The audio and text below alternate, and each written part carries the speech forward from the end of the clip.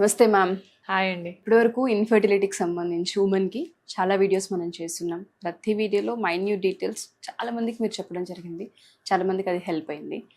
But కొంతమంది ఈ జనరేషన్లో అడిగే క్వశ్చన్ ఏంటి అంటే, ఆల్కహాల్ అనేది సర్వసాధారణం అయిపోయింది. అది ఏ ఆల్కహాల్ అనే పేర్లు మనకు అనవసరం, కానీ బట్ సాటర్డే ఫ్రైడేస్ పార్టీస్ నుంచి మనం చూస్తే అదొక కల్చర్లా ఫామ్ అయిపోయింది. ఇవాళ జనరేషన్లో అబ్బాయిలు అమ్మాయిలను తేడా లేకుండా అందరూ కన్జ్యూమ్ చేస్తున్నారు. ప్రెగ్నెన్సీకి సంబంధించి ప్రెగ్నెన్సీలో ఉన్నప్పుడు ఎటువంటి ఎఫెక్ట్ వచ్చే అవకాశం ఉంటుంది అంటారు బేబీ గ్రోత్కి అండ్ ప్రెగ్నెన్సీకి? సో ఆల్కహాల్ జనరల్గా ఏంటంటే అందరూ మూడ్ ఎలివేషన్ కోసం తీసుకుంటుంటారు. బట్ పారాసెటమాల్ ట్యాబ్లెట్ కూడా మనకు అవసరం ఉన్న దానికంటే మనం ఎక్కువ తీసుకున్నామంటే అది పాయిజనస్ అయ్యే ఛాన్సెస్ ఉంటాయి. సో ఆల్కహాల్ తీసుకున్నప్పుడు మన బాడీ ఎట్లా రియాక్ట్ అవుతుందో ఫస్ట్ మనం తెలుసుకోవడం అనేది చాలా ఇంపార్టెంట్ అనమాట. సో మన గైడ్లైన్స్ ప్రకారం FDA డిపార్ట్మెంట్ ఒకటి గైడ్లైన్ ఫాలో చేశారు. సో ఏంటి, ఒక 1 వీక్ ఒకసారి ఒక యూనిట్ ఆల్కహాల్ తీసుకోవడం ఇస్ నాట్ హార్మ్ఫుల్ అన్నారు, కానీ నాట్ ఎట్ ఆల్ హార్మ్ఫుల్ అని చెప్పలేదు. సో ఒక యూనిట్ అంటే ఒక 100 ml of wine or 30 units of any spirits అని అనుకోండి. సో అసలు ఆల్కహాల్ తీసుకుంటే ఫుడ్ లాగా అది కూడా మన స్టమక్లోకే వెళ్తుంది. సో మనం నోటి నుంచి ఏది తీసుకున్నా ఫస్ట్ స్టమక్ని బైపాస్ చేసి మనకు లివర్కి వెళ్ళి లివర్లో మెటబలైజ్ అంటే దానికి సపరేట్గా కంటెంట్స్ డివైడ్ చేసుకొని బాడీలోంచి అబ్జార్ప్షన్ అవి కిడ్నీలోంచి ఎక్స్క్రీట్ కావాల్సింది. సో ఈ కోర్స్ ఫాలో అయ్యేటప్పుడు ఆల్కహాల్ కంటెంట్ మనం ఎక్కువ తీసుకున్నప్పుడు ఏమవుతుంది? సో ఫస్ట్ థింగ్ మనకు హిట్ అయ్యేది ఏంటి? Brain fogging. మనం అనుకుంటాము మనకు యాంగ్జైటీ తగ్గుతుంది అనుకుంటాం, ఆల్కహాల్ తీసుకుంటే మూడ్ ఎలివేషన్ అవుతుంది, డిప్రెషన్లోంచి బయటకు వస్తుంది, స్ట్రెస్ ఫ్రీ వస్తాం. ఆ మొమెంటరీ థింగ్స్ కోసం లాంగ్ టర్మ్గా ఎఫెక్ట్స్ అనేటివి ఆలోచించరు అనమాట. సో డైలీ ఆల్కహాల్ తీసుకోవడం, వీక్లీ 4 టైమ్స్ ఆల్కహాల్ తీసుకున్నప్పుడు ఏమవుద్ది అంటే లాంగ్ టర్మ్గా మనకి యాంగ్జైటీ, డిప్రెషన్ వచ్చే ఛాన్సెస్ ఉంటాయి, కన్ఫ్యూజన్ అవే ఛాన్సెస్ ఉంటుంది.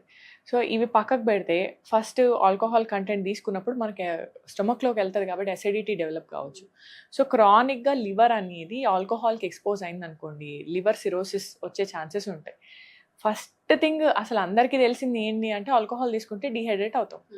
సో డీహైడ్రేషన్ అయినప్పుడు మన స్కిన్ కూడా డీహైడ్రేట్ అవుతుంది కదా. సో డెఫినెట్గా ఏజింగ్ అనేది చాలా తొందరగా వస్తుంది.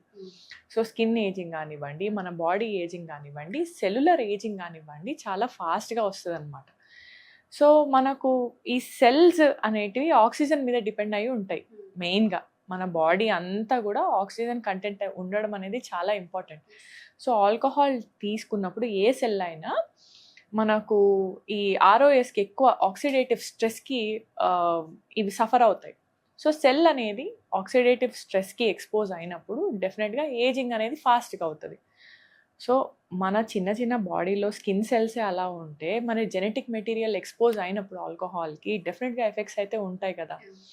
ప్లస్ మన జెనెటిక్ మెటీరియల్ విషయం పక్కన పెడితే ఓవమ్, ఇది ఫాలికల్ లోపల ఉండేది, ఓవేరియన్ టిష్యూ లోపల ఉండేది, ఇవి కాకుండా రెగ్యులర్గా వచ్చే మెన్సెస్ కూడా ఎఫెక్ట్ అవ్వచ్చు. సో మెన్స్ట్రువల్ సైకిల్సే ఎఫెక్ట్ అవుతున్నప్పుడు పీరియడ్స్ ప్రాబ్లం కూడా ఉంటుంది, పీరియడ్స్ ప్రాబ్లమ్స్ వస్తాయి.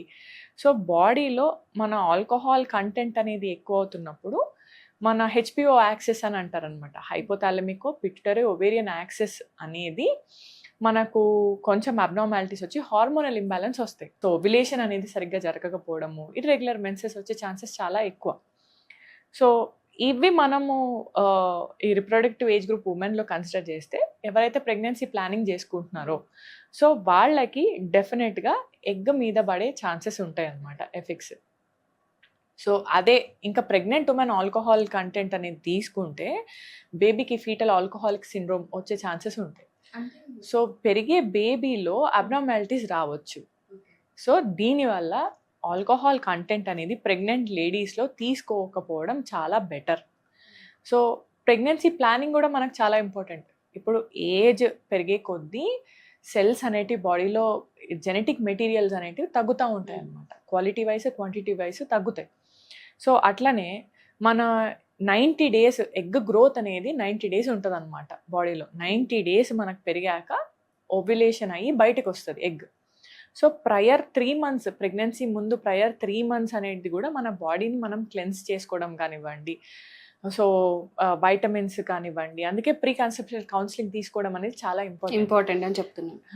సో ప్రెగ్నెన్సీలోనే కాదు, ప్రెగ్నెన్సీకి ఒక 3 months ముందు కూడా ఆల్కహాల్ కంటెంట్ తీసుకోకపోతే చాలా బెటర్.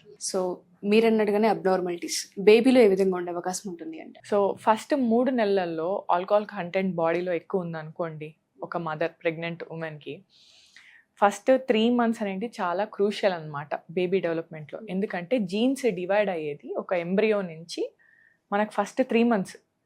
సో 5 months వరకు కూడా ఆర్గాన్స్ అనేవి ఫామ్ అవుతూ ఉంటాయి. సో ఆ టైంలో ఆల్కహాల్ కంటెంట్ అనేది ఎక్కువ ఉందనుకోండి బాడీలో, ఫీటల్ అబ్నార్మాలిటీస్ వచ్చే ఛాన్సెస్ ఉంటాయి. సో ఫీటల్ ఆల్కహాల్ సిండ్రోమ్ అని అంటుంటారు. సో దీంట్లో ప్రాబ్లమ్స్ ఏంటి అంటే, ఫస్ట్ మదర్ నుంచి బేబీకి న్యూట్రిషన్ వెళ్ళేది ప్లసెంటా నుంచి వెళ్తుంది అనమాట. సో బ్లడ్ సర్క్యులేషన్ నుంచి ఫుడ్ అయినా ఏదైనా కంటెంట్ దాంట్లోంచి వచ్చే సెల్స్ ఏవైతే కూడా ఫస్ట్ ప్లసెంటాకి వెళ్ళి, యూట్రస్ నుంచి ప్లసెంటాకి వెళ్ళి ప్లసెంటా నుంచి బేబీకి వెళ్తాయి అంబలికల్ కార్డ్లో. సో ఆల్కహాల్ ఇందాక మనం ఎఫెక్ట్స్ మాట్లాడుకున్నాం, డిహైడ్రేషన్ కానివ్వండి, లేకపోతే మనకు లివర్ మీద వచ్చే ప్రాబ్లమ్స్ కానివ్వండి. ఫస్ట్ ఆఫ్ ఆల్ ప్రెగ్నెన్సీలో కూడా మన బాడీలోనే చేంజెస్ అవుతూ ఉంటాయి. సో హార్ట్ ఎక్కువసార్లు కొట్టుకోవాల్సి వస్తుంది, ఎందుకంటే బేబీకి కూడా బ్లడ్ సప్లై ఇవ్వాలి కదా. సో బ్లడ్ వాల్యూమ్ అనేది పెరుగుతూ ఉంటుంది అనమాట. సో అనీమియా వస్తుంది మదర్కి, అందుకనే ఐరన్ కాల్షియం టాబ్లెట్స్ వాడుతుంటాము. సో లివర్లో చేంజెస్ రావచ్చు. చాలా మందికి ప్రెగ్నెన్సీ వల్ల కూడా ఆబ్స్టెటిక్ కొలిస్టాసిస్ అని అంటారు, బైల్ సాల్ట్స్, ఈ పిగ్మెంట్స్ అనేటివి సరిగ్గా సాల్యుబుల్ అంటే అబ్జార్ప్షన్ అనేది సరిగ్గా అవ్వవు. సో దానివల్ల మదర్కి జాండీస్ వచ్చే ప్రాబ్లమ్స్ ఉంటాయి. సో అట్లాంటి కండిషన్స్ ప్రెగ్నెన్సీయే ఇండ్యూస్ చేస్తున్నప్పుడు మనం ప్రెగ్నెన్సీలో ఆల్కహాల్ తీసుకుంటే డెఫినెట్గా ఎఫెక్ట్ అవుతుంది కదా. సో మనం చాలా జాగ్రత్తగా ఉండాలి ఫస్ట్ 3 months. సో ఆ 3 monthsలో మనం ఆల్కహాల్ కంటెంట్ ఎక్కువ ఉంది అనుకోండి, సో బేబీకి కూడా ఈ అబ్జార్ప్షన్ ప్రాబ్లమ్స్ రావచ్చు, మనకు గ్రోత్ అనేది తగ్గిపోవచ్చు, బేబీ గ్రోత్ అనేది. సో IUGR ఇంట్రాయూట్రైన్ గ్రోత్ రిటార్డేషన్స్ వచ్చే ఛాన్సెస్ ఉంటాయి. బేబీలో లో బర్త్ వెయిట్స్ వచ్చే ఛాన్సెస్ కానివ్వండి, లేదా బేబీకి ఫేస్ అబ్నార్మాలిటీస్ వచ్చే ఛాన్సెస్ కానివ్వండి, అండ్ బ్రెయిన్ యాక్టివిటీ సరిగ్గా ఉండకపోవడం, డెవలప్మెంటల్ డిలేస్ రావడం, మైల్ స్టోన్స్ అనేటివి డిలే అవ్వడము, సో బేబీ హైపర్ యాక్టివ్గా ఉండడము, సో ఇవన్నీ కూడా అవుతూ ఉంటాయి అన్నమాట. మీరు హైపర్ యాక్టివ్ అన్నారని ఒకటి అడుగుతున్నాను, ADHD ఇవి ఎక్కువగా మనం ఈ మధ్య వింటున్నాం. ఒకప్పుడు అసలు ఇవంటే ఏంటో కూడా తెలీదు. ఒక 2-3 years నుంచి నేమ్ ఎక్కువగా పాపులర్ అయిపోయింది. ఒక 10 years నుంచి చూస్తున్నారని చెప్తూ ఉన్నారు. వీటి వల్ల కూడా ఎఫెక్ట్స్ ఉంటాయంటారా పిల్లలకి? ADHD అంటే attention deficit hyper activity disorder రావడానికి చాలా రీజన్స్ ఉండొచ్చు. బట్ మదర్లో ఇట్లాంటి ప్రాబ్లమ్స్ మనం చూసినప్పుడు జనరల్గా అసోసియేషన్ అయితే ఉంటుంది. So it is also one of the factor for ADHD. Okay, ఇవి మనం ఎంతవరకు ప్రివెంట్ చేసుకుంటే మనం బేబీస్ అనేవి అంత హెల్దీ ఉంటారు. సో మనకి హామ్ అవ్వడంతో పాటు బేబీకి కూడా హామ్ అయ్యే ఛాన్సెస్ అయితే డెఫినెట్గా ఉంటాయి. డెఫినెట్గా ఉంటాయి. దీనివల్ల మనకి ఏదో హెల్త్ బాగుంటుంది అండ్ దాంతోపాటు స్ట్రెస్ ఫ్రీ అవుతాము అనే అపోహలన్నీ పక్కన పెట్టాల్సిన అవసరం చాలా ఉంది ప్రెగ్నెన్సీలో. మీరు అన్నట్టుగానే పాజిటివ్గా ఈ మధ్య కాలంలో చాలా మంది పేషెంట్స్ ఇక్కడ దాకా రావడం, చూపించుకోవడం మేము చూస్తూనే ఉన్నాం లైవ్లో. చాలా మందికి పాజిటివ్ వచ్చింది. మెసేజెస్ కావచ్చు, వాళ్ళ నోటి ద్వారా విన్న మాటలు కావచ్చు. నేనైతే ఎక్స్పీరియన్స్ చేశాను, ఇక్కడ విన్నాను, చూశాను లైవ్లో. మాకు ప్రెగ్నెన్సీ రావట్లేదు, ఫస్ట్ ఇయర్లో మేము ట్రై చేసాం, సెకండ్ ఇయర్లో ట్రై చేసాం, స్పర్మ్ కౌంట్ తక్కువ ఉందన్నారు అని భయపడి ఆగిపోతూ ఉంటుంటారు. అసలు కొంతమంది మొహమాట పడి చెప్పడానికి కూడా ఇక్కడ దాకా రారు. ఇక్కడ ఇన్ఫర్టిలిటీ ఎక్స్పర్ట్లో మెన్ ఉన్నారు, ఉమెన్ ఉన్నారు, కాబట్టి డాక్టర్స్ మన దగ్గర ఏ విధంగా ఉంటుంది అంటారు? ఒకటి ఏంటంటే, ఆల్వేస్ మనం ఒక కపుల్ని చూసేటప్పుడు హోలిస్టిక్గా చూస్తాం అనమాట. ఇట్స్ నాట్ లైక్ పిల్లల కోసం కావాలి, పిల్లల కోసమే చూస్తామని కాదు. ఫస్ట్ మనం బాడీని కరెక్షన్ చేసుకోవాలి, అబ్నార్మాలిటీస్ ఏమున్నాయి. సో మనం ఒక చిన్న బ్లడ్ టెస్ట్ రాసాము, దాంట్లో హిమోగ్లోబిన్ కంటెంట్ తక్కువ అని వచ్చింది, ఐరన్ కంటెంట్ తక్కువ, ఐరన్ స్టడీస్ చేసాము. హిమోగ్లోబిన్ తక్కువ ఉన్నా ఎక్కువ ఉన్నా మనకు ఐరన్ అబ్జార్ప్షన్ సరిగ్గా లేదనుకోండి, బాడీలో ఐరన్ స్టోర్స్ తక్కువ ఉంటాయి. హిమోగ్లోబిన్ పర్సంటేజ్ నార్మల్ ఉన్నా కానీ వీళ్ళకి ఆక్సిజన్ క్యారింగ్ కెపాసిటీ తక్కువ ఉంటుంది. సో మనం అది కరెక్షన్ చేసుకోవాలి. అలానే థైరాయిడ్ అబ్నార్మాలిటీస్ ఉన్నాయి, థైరాయిడ్ కరెక్షన్ చేసుకోవాలి. ప్రొలాక్టిన్ ప్రాబ్లమ్స్ ఉన్నాయి. సో హార్మోన్స్ కూడా మనం చెక్ చేసుకుంటే దీనివల్ల కూడా న్యాచురల్గా ప్రెగ్నెన్సీ వచ్చే వాళ్ళు చాలామంది ఉంటారు. అసలు మీకు రీసెంట్గా ఒక కేస్ గురించి షేర్ చేసుకుంటాను. మన ఒక 15 ఇయర్స్కి ఒక అమ్మాయికి మ్యారేజ్ అయింది, ఇప్పుడు 25 ఇయర్స్, మొన్నే ఓపీడీకి వచ్చారనమాట. లాస్ట్ 10 ఇయర్స్లో అరౌండ్ 15 to 20 టైమ్స్ న్యాచురల్గా ప్రెగ్నెన్సీ రావడానికి ట్యాబ్లెట్స్తో ట్రై చేశారు. 10 ఏళ్ళు. సో హస్బెండ్కి సిమెన్ అనాలిసిస్ చేశాము. హస్బెండ్కి సిమెన్ అనాలిసిస్లో చిన్న చిన్న అబ్నార్మాలిటీస్ ఉన్నాయి. లైక్ స్పర్మ్స్ క్వాంటిటీ బాగానే ఉన్నాయి, కానీ కదలికలో కొంచెం ఇబ్బంది ఉంది. సో ఈ 10 ఇయర్స్లో వీళ్ళకి ప్రాపర్గా ఎవాల్యుయేషన్ చేసుకొని ఉంటే డెఫినెట్గా వీళ్ళకి ప్రెగ్నెన్సీ వచ్చి ఉండేది. కానీ రిపీటెడ్గా ఓన్లీ ఫీమేల్ పార్ట్నర్ని ట్రీట్ చేయడం వల్ల, ప్లస్ ఇంకొకటి ఏంటంటే ఓరల్ ఒబ్యులోజన్స్, అంటే మన ఎగ్ డెవలప్మెంట్ కోసం ట్యాబ్లెట్స్ ఒక ఉమెన్ లైఫ్లో మనము maximum 8 to 6 cycles or 10 cycles వరకే ఇవ్వగలుగుతాం. తనకు almost 15 to 20 cycles every month medicines వాడేసరికి గర్భసంచి లోపల పొరలో క్యాన్సర్కి సంబంధించిన చేంజెస్ స్టార్ట్ అయినాయి. సో ఒక ఉమెన్ లైఫ్లో ఒక డ్రగ్ అనేది ఒక ఎక్స్టెంట్ వరకే మనం వాడగలుగుతాం. సో ఈ ప్రాబ్లం జనరల్గా ఎందుకు వస్తుంది అని అంటే, పేషెంట్స్ కూడా ఏమవుద్ది అంటే, ఒక డాక్టర్ దగ్గర నుంచి ఇంకొక డాక్టర్ దగ్గరికి వెళ్తారు.